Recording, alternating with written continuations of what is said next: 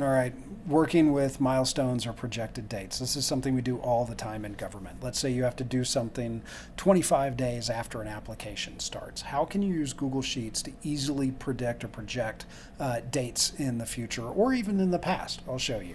So in this, I've got a blank sheet in A1. All I'm going to do is get today's date. I'm just going to equals today. Hit enter, so that gives us today's date.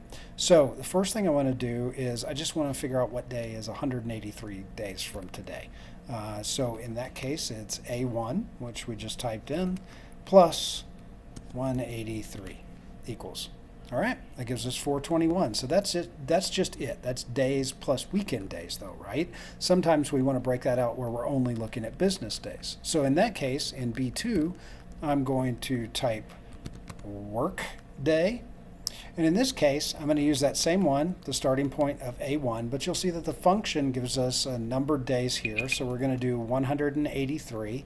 And at this point, I'm not going to worry about the holidays. I'm just going to say 183 work days from the starting point.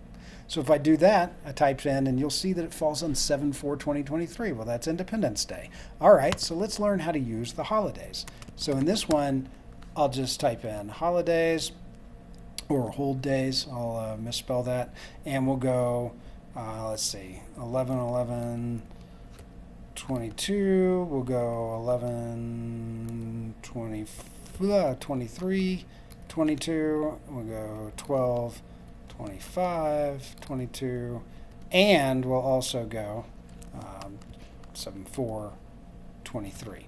Right? Okay, so in this case, I'm going to do the exact same thing. So now that I've got a list of holidays, I'm going to start off with workday. I'm going to type A1. I'm going to type 183, just like we did before. But in this case, I'm actually going to grab the range with the holidays, which is D1 through D5. Yep. Through D5. And so now I've actually grabbed, and let's actually make sure that we're just grabbing those dates. It's D2. All right, so D2 through D5. So what that'll do is force the calculation to take into account the holidays. Now if I do that, you'll see it took into account the holidays, 7/7/23. All right, that's how we do dates. And this is super, super important. The more we can standardize that, the more we can take advantage of being able to time slice and use information for like dashboards and be able to look at stuff in a much more standardized way. So super important to get your time standards. All right.